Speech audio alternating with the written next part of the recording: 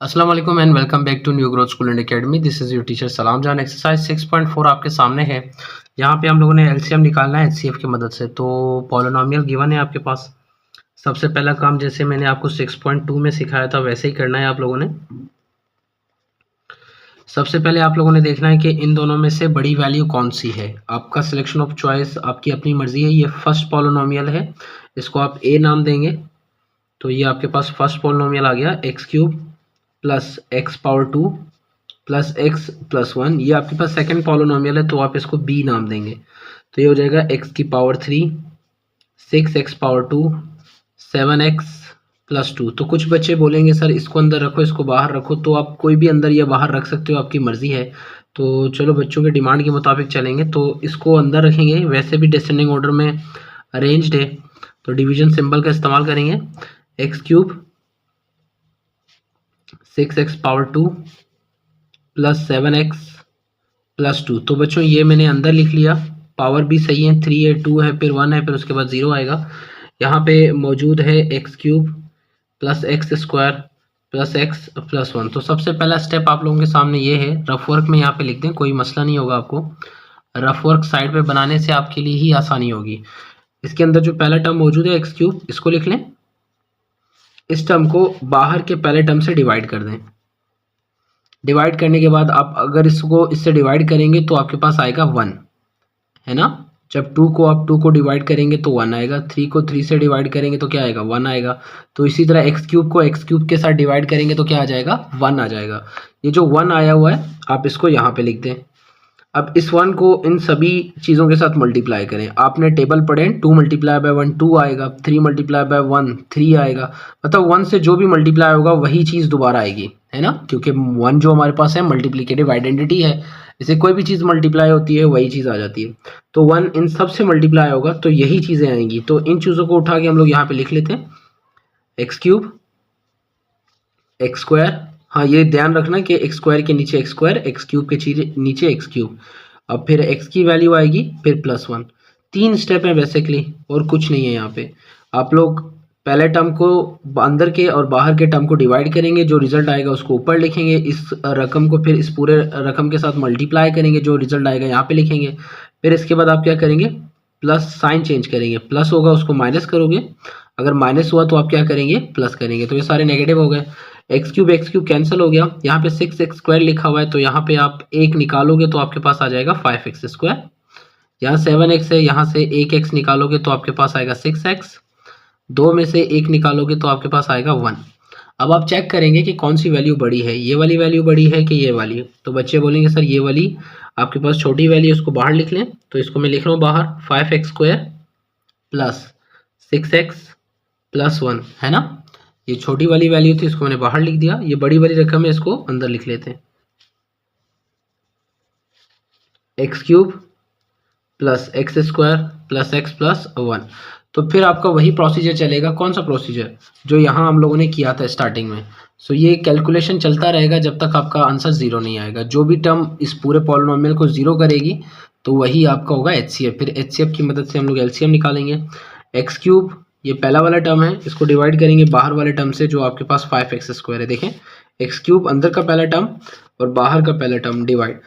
यहाँ पे 3x है, यहाँ पे 2, तो 2x कट जाएंगे, 1x बच जाएगा। जो ऊपर लिखा हुआ है उसको ऊपर लिख दें, जो नीचे लिखा हुआ है आप इस पूरे इक्वेशन के साथ उसको क्या करेंगे मल्टीप्लाई करेंगे। बस ये याद रखना, 5 मल्टीप्लाई होगा एक्स क्यूब के साथ तो यहाँ हो जाएगा 5x क्यूब।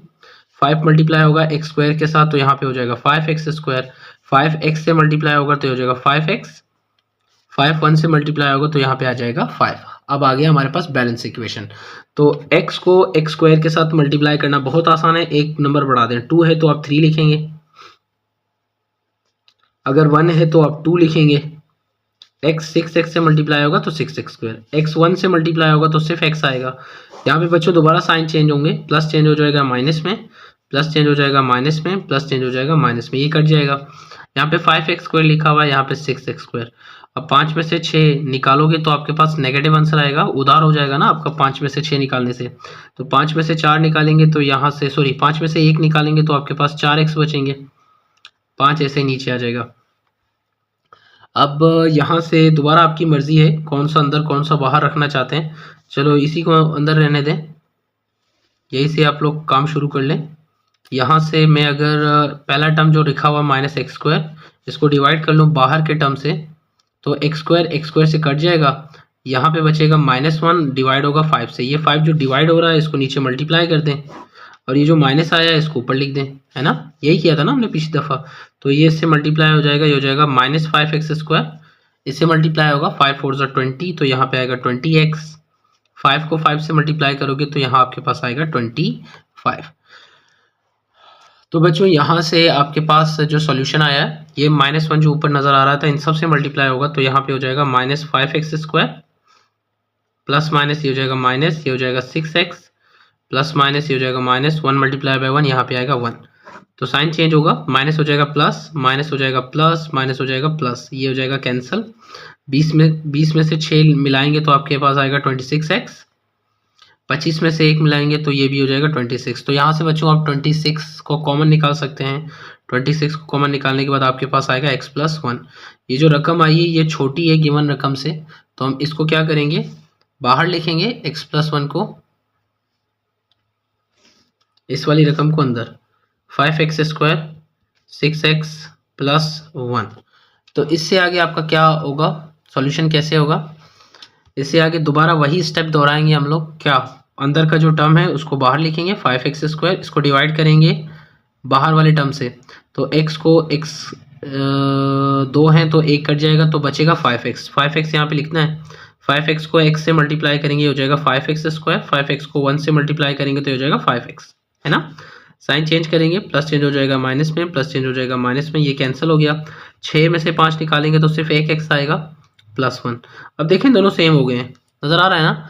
तो यहाँ पे आप 1 लिखेंगे, या दोबारा ये स्टेप करना चाहते हैं कर लें। पहला टर्म बाहर का पहला टर्म डिवाइड कर लें, 1 आएगा, 1 को इन दोनों से मल्टीप्लाई करेंगे तो x+1। प्यारे बच्चों यहाँ पे साइन चेंज कर लें, ये दोनों कैंसिल होंगे तो यहाँ पे जवाब आएगा 0। ये जो टर्म आ रहा है ना x+1, ये आपका क्या है, ये आपका HCF है x+1। हमें HCF नहीं निकालना, हमें LCM निकालना है। तो अब ये आपके पास HCF है, ये निकाल चुके हो। AB पॉलिनोमियल गिवन है, तो आपके पास एक फॉर्मूला आता है L × H = A × B।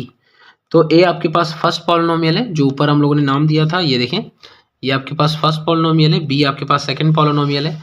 तो इस फॉर्मूले को ध्यान से देखिए, ये आपके पास फर्स्ट पॉलिनोमियल को रिप्रेजेंट कर रहे हैं, फर्स्ट पॉलिनोमियल। ये आपके पास सेकंड पॉलिनोमियल है, ये आपके पास LCM है, H आपके पास HCF है, ये वाला। तो ये आपके पास मौजूद है, ये मौजूद है, ये भी मौजूद है, तो आपने L फाइंड करना है। तो देखते हैं नेक्स्ट पेज पे कैसे करेंगे। तो प्यारे बच्चों आप लोगों ने HCF निकाल लिया था x+1, और A आपके पास फर्स्ट पॉलिनोमियल है, B आपके पास सेकंड पॉलिनोमियल है। अब फॉर्मूला का इस्तेमाल करके इसको सॉल्व करेंगे। फॉर्मूला आपके पास है L = A × B divided by, जो H यहाँ पे लिखा हुआ था मल्टीप्लाई हो रहा था, यहाँ पे आके क्या हो जाएगा, डिवाइड हो जाएगा। तो यहाँ पे हम लोग वैल्यू सब्स्टिट्यूट करेंगे। L हम लोगों ने फाइंड करना है। A आपके पास ये वाली रकम है x³ + x⁻² + x + 1, ये फर्स्ट पॉलिनोमियल आ गया। B आपके पास सेकंड पॉलिनोमियल है, यहाँ पे लिखा हुआ है x³ 6x² + 7x + 2, है ना। HCF आपने अभी अभी फाइंड किया है, उसका रिजल्ट आया था x+1, तो ये हमने लिख दिया x+1। तो बच्चों यहाँ पे बहुत ज़्यादा बच्चों को प्रॉब्लम होती है कि बुक के पीछे वाला आंसर नहीं आ रहा, तो यहाँ आप लोगों ने परेशान नहीं होना, आपकी सिलेक्शन ऑफ चॉइस होगी। अगर आप इन दोनों को डिवाइड करोगे तो ये आपके पास आंसर आएगा, इन दोनों के डिवीजन का जो रिजल्ट आएगा वो भी इसका हिस्सा होगा, वो भी सही है।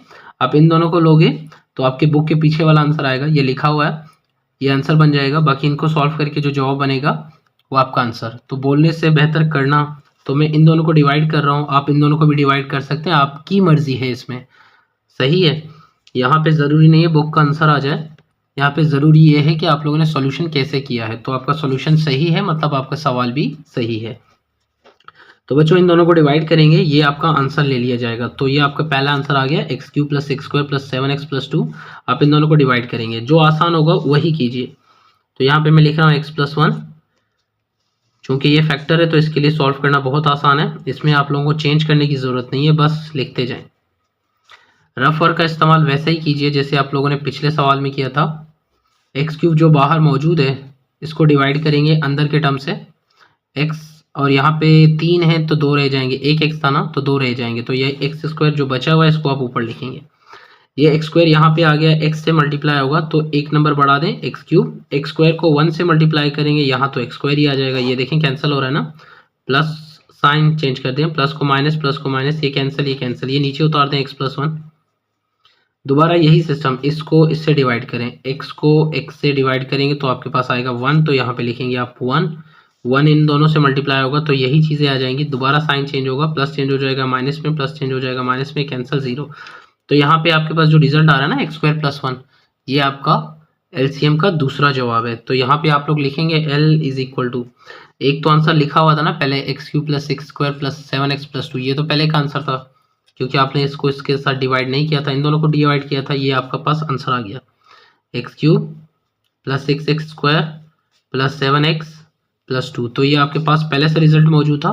अब इन दोनों को डिवाइड करके जो रिजल्ट आया है विच इज़ x² + 1, ये आपके पास एलसीएम का आंसर है और ये बुक के पीछे का आंसर है। तो बच्चों अगर आप पेपर में इन दोनों को डिवाइड करेंगे तो ये आपके पास आंसर यहाँ पे आ जाएगा, चूँकि इन दोनों को डिवाइड करोगे तो उनका अलग जवाब निकलेगा। तो आप लोग इस चीज़ से परेशान ना हो, ये दोनों एलसीएम होंगे उनके, बस जवाब थोड़े से डिफरेंट आएंगे। तो बच्चों चैनल को शेयर कीजिए, सब्सक्राइब कीजिए, दुआओं में याद रखिए। अल्लाह हाफ़िज़।